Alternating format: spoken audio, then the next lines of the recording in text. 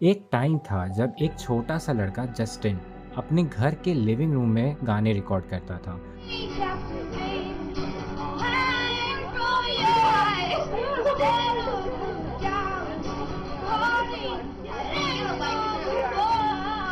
और उसकी mom patty एक सस्ते से कैमरे से उसको शूट करती थी और यूट्यूब पर अपलोड करती थी। लेकिन अननोइंगली यही वीडियोस थे जो पूरे वर्ल्ड के सामने उसको लाने वाले थे। 2007 में जस्टिन ने सो सिक के कवर को अपलोड किया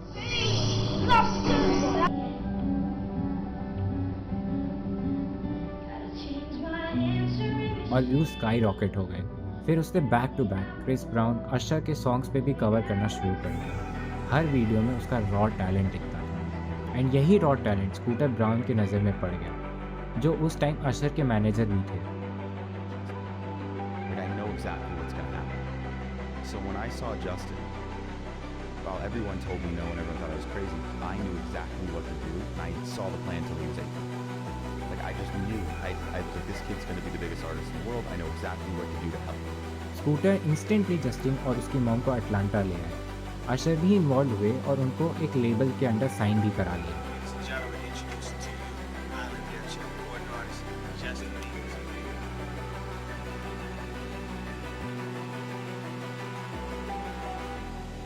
Look out, coming. और इसी से स्टार्ट हुआ जस्टिन का ग्लोबल सुपरस्टार का जर्नी, बेबी के रिलीज के साथ। पर जो हमें दिखता है स्क्रीन पे वो सिर्फ ग्लैमर होता है। बिहाइंड द सीन्स जस्टिन की मेंटल और फिजिकल हेल्थ धीरे धीरे डेटोरिएट हो रही थी। भले ही वो फेमस थे बट वो अंदर से ही टूटते चले जा रहे थे। प्यूबर्टी के टाइम वॉइस चेंज होने की वजह से मीडिया ने उसे मॉक करना स्टार्ट कर दिया।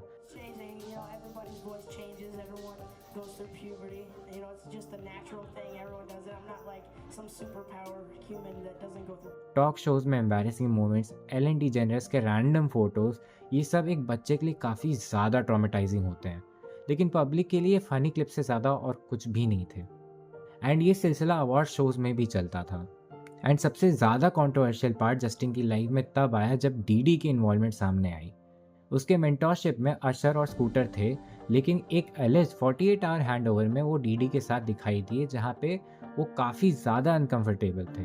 डीडी उन्हें एक्सपेंसिव गिफ्ट्स भी दिया करते थे और प्रॉमिसेस देकर डिपेंडेंसी क्रिएट करते थे। And this is the best example of classic grooming.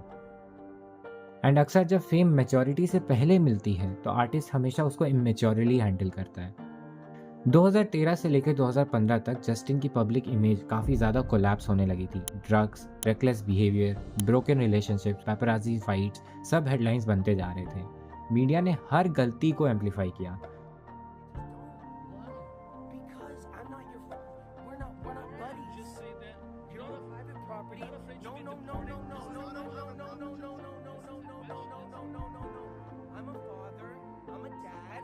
लेकिन उनके स्कोप ऑफ इम्प्रूवमेंट के बाद भी उनकी टॉक्सिक रिलेशनशिप ने उनकी सिचुएशन को और बिगाड़ दिया।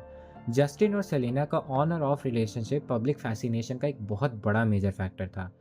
जस्टिन बीबर और सेलेना गोमेज की कहानी 2010 में शुरू होती है, जब दोनों अपने करियर के पीक पे थे।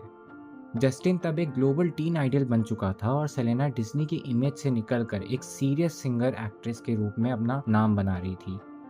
मीडिया और फैंस उन्हें एक पावर कपल का स्टेटस दे दिए। हर जगह कैमरास उनका पीछा करते और उनकी हर पब्लिक अपीयरेंस एक ब्रेकिंग न्यूज़ बनती थी। फेम और मीडिया प्रेशर धीरे धीरे इस बॉन्ड को काफ़ी ज़्यादा खोखला करना शुरू कर दिया। इस ड्यूरेशन में उनके गाने उनके इमोशंस के हिडन लेटर्स बन गए थे। जस्टिन का सॉरी एक तरह का पब्लिक अपॉलॉजी लगता था। जस्टिन के लाइफ में स्ट्रगल्स कभी कम ही नहीं हुए थे।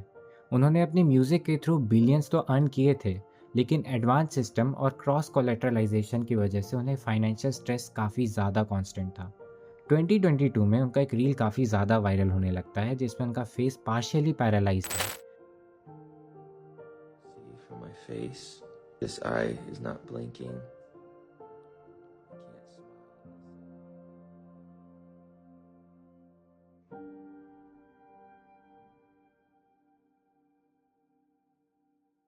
Ramsey Hunt syndrome.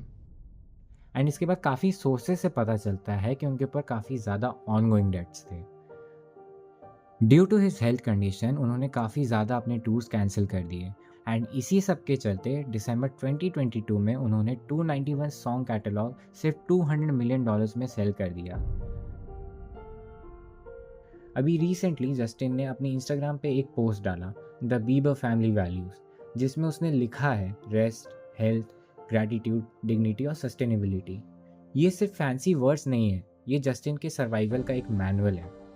Years of trauma, public humiliation और हेल्थ स्ट्रगल्स के बाद वो अब कॉन्शियसली अपनी फैमिली और अपने फेथ के साथ एक ग्राउंडेड लाइफ जीने की कोशिश कर रहा है। पर एक बात तो क्लियर है, ये इंडस्ट्री कभी किसी टैलेंट को नर्चर तो नहीं करती है, ये तुम्हें सिर्फ एक मनी मेकिंग मशीन की तरह ट्रीट करती है। जस्टिन की स्टोरी इसका सबसे बड़ा प्रूफ है। जब तक वो टॉप पर था, उसके आसपास लोग भर रखे थे। हर एक इंसान उससे प्रॉफिट एक्सट्रैक्ट करने की कोशिश कर रहा था। Managers, labels, even media outlets. Stage light और मैगजीन कवर्स के पीछे रियलिटी बहुत अलग थी। ग्लैमर बस एक दिखावा है। रियलिटी में एक आर्टिस्ट को हर दिन एक प्रोडक्ट की तरह ट्रीट किया जाता है। तुम्हारी हेल्थ, तुम्हारा मेंटल स्टेट, तुम्हारा पर्सनल स्पेस सब सेकेंडरी है। जो मैटर करता है वो ये है कि नेक्स्ट हिट कब रिलीज होगा, नेक्स्ट टूर कब शुरू होगा। जस्टिन का ब्रेकडाउन हमें दिखाता है कि फेम सिर्फ एक ब्लेसिंग नहीं, एक डेंजरस ट्रैप भी साबित हो सकता है। एक बार तुम इस सिस्टम के अंदर घुस जाओ तो तुम्हें एक्सट्रैक्ट करने के लिए हर चीज़ होती है। अगर तुम कमज़ोर पड़ जाओ तो वही सिस्टम तुम्हें साइड भी कर देगा। बट जस्टिन ने अपने मिस्टेक से तो सीखा है, अकाउंटेबिलिटी लिया और लाइफ को ट्रैक पर भी लाया है। फैंस को समझना चाहिए सेलिब्रिटी लाइफस्टाइल सिर्फ ग्लिट्स है, सैक्रिफाइसेस और कॉन्स्टेंट प्रेशर एक बहुत बड़ा इसका सिनेरियो है। सो आप क्या सोचते हो, फेम और फॉर्च्यून के प्राइस हमेशा जस्टिफाइड हैं कि नहीं?